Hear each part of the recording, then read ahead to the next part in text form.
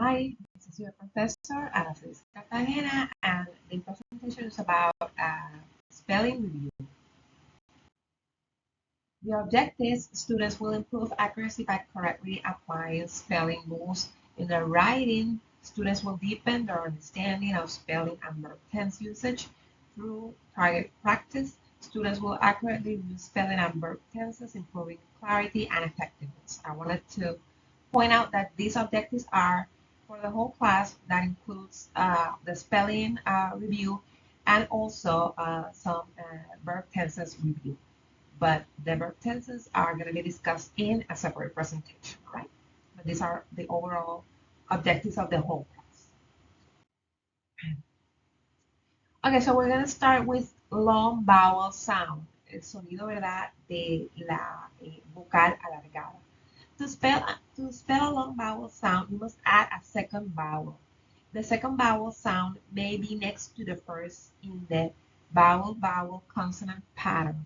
For example, boat, made. And it may be separated from the first one, making a consonant vowel consonant E pattern. So we see made with the E in the ending and ride with the E in the ending, all right? Termina con la E. Doubling a consonant can be thought of as protecting a short vowel because it prevents an incoming vowel from getting close enough to change its sounds from short to long. This is known as the vowel consonant vowel pattern, and the first vowel remains short. Examples of consonant doubling include mother, and diner or dinner, correct? Dinner. I'm sorry, it's not diner, it's dinner. Okay? So when you use a double consonant like double D and double N, the vowel stays short. Mother and dinner. Right? So they are not, they don't change into one. All right. The silent letter graphemes. Letters that appear in a word but do not represent themselves with a spoken sound are called silent letter graphemes. Examples are the letter E in the word time. You can hear it. Or the letter K in the word me. You can't hear it either. Okay. Q followed by U, the sound que. This sound is always spelled with the letters que. Since, side note, in the English language, Q is always, or most of the time, followed by U.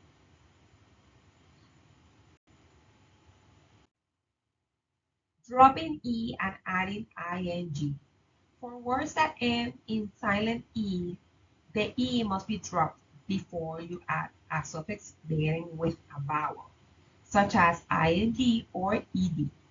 For example, ride, it ends with the silent E. You will change it to riding. You drop the I, te deshaces de esa E, ¿verdad? Que tiene al final, y entonces añades el ing. ¿Okay? Curable, ¿ok? Ahí, pues te deshaces de la E y le añadirías entonces una A, B, L, E. Cure, cure. For age, pasaría lo mismo que ride. You will add ing, but es como una combinación también de cure, en el cual cambiarías la E por A, convirtiéndolo en ag. H-A-D. Ice will be icicle, all right? You also drop the E, te deshaces de esa E, y entonces la cambiaría por I y CLE, all right? Y offense sería offensive, okay? Offensive.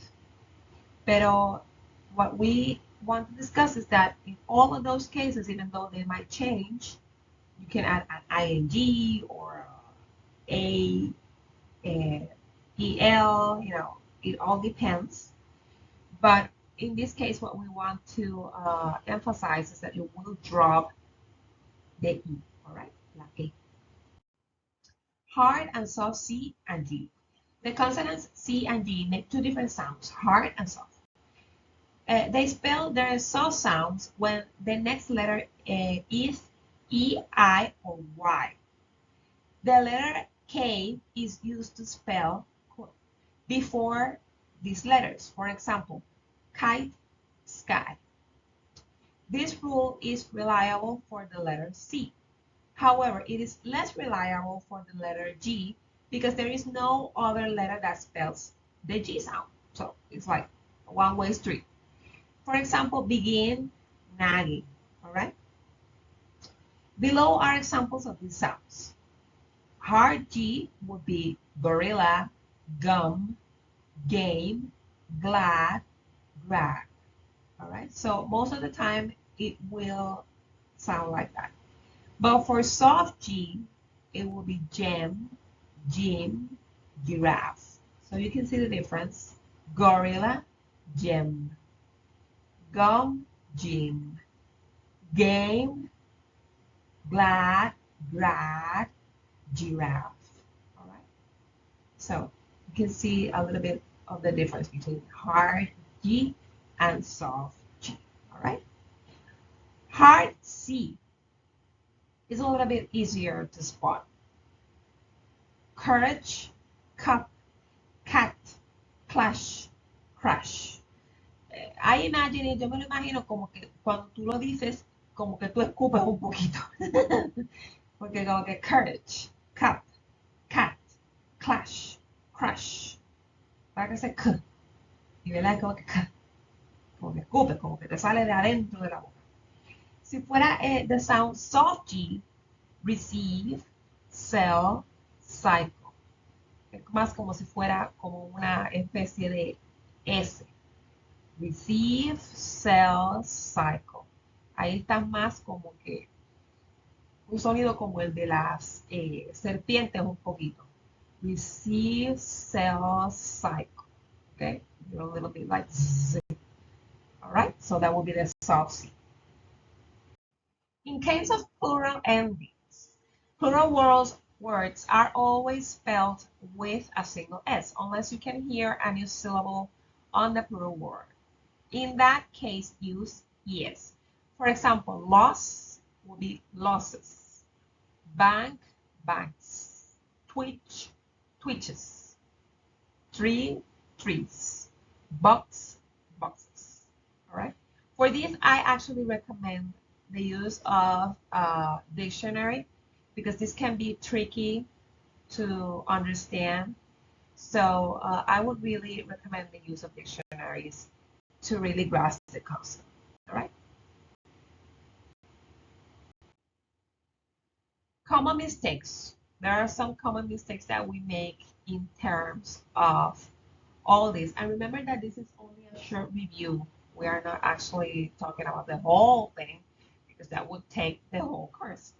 And this course is mostly about literature. So these are just a few pointers of things that you were supposed to have already learned from English 101. All right. Intended word. For example, lump. You're supposed to write lump, but this you end up writing lump because you weren't able to hear it right. You know, we have to develop the ability of being active listeners to actually be analyzers. You know, we can analyze writing, we can analyze reading.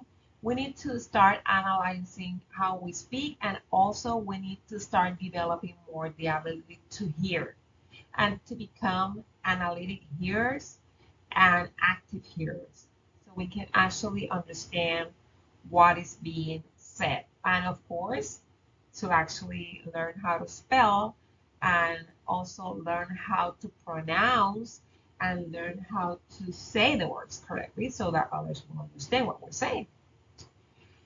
This is a phonologically based error. The student has omitted the sound lump. All right. Another example, the intended word was best, and the student ends up spelling best. It sounds a little bit alike, if you can hear it, best, best. So this is another phonologically based error because the student has incorrectly sequenced the sounds in the word. Another intended word, shirt, and the student spelled shirt with the E instead of the I. This is an orthographic pattern error. The student has produced a phonologically acceptable spelling of the word, but not the correct spelling. There is no rule for using it rather than ER. I'm sorry, for using IR rather than ER. In short, the student just has to have enough familiarity with the printed word to know that shirt is spelled with an IR, not an ER. All right, so that's why you have to also search for vocabulary, study the dictionaries, read, so you will know the exact spelling of the words. Not everything has to go with certain rules. Some things are just easier to remember when you practice, when you get familiar with the words. The intended word this time will be stuff with two F's, but the student ends up spelling stuff with one F. This error reflects lack of knowledge of the spelling generalization, the floss rule, that the F at the end of this word needs to be double. All right? And I believe that is also a matter of familiarity. Intended word sliding, and the student spells sliding. You know, it's the same. You can actually say it in the same way, but they added an E. You need to drop the E. Remember what I told you in one of the slides? You need to drop the E when you are adding ing. So you cannot include it in the ing form, all right? This is another error related to spelling generalization that when adding ing to a silent E based word, the E should be dropped.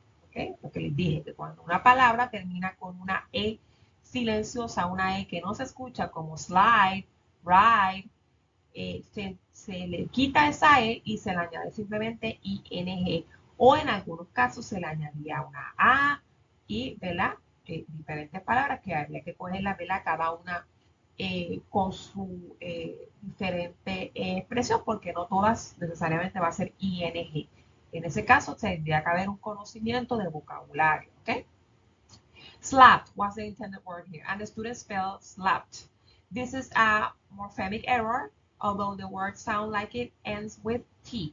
The child must recognize that ed is used to spell past tense. The intended word psychic, the student spelled no, I don't know. I don't even know how to say it. Piss cake or ice cake, something like that.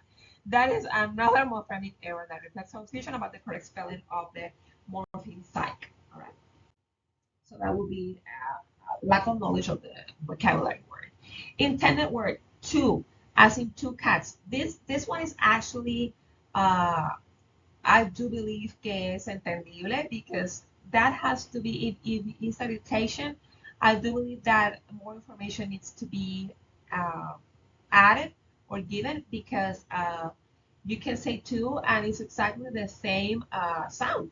So I do believe that if you're going to dictate two, you have to really give the information regarding if it's two, the number two, or two referring to also. All right. So I do believe that more information needs to be given when referring or when spelling, dictating, speaking about two. All right. The word two or the sound two. Intended word except, as in except for. The student spell accept, because he changed uh, the A for an E. All right, that sounds similar but have different meanings and spelling.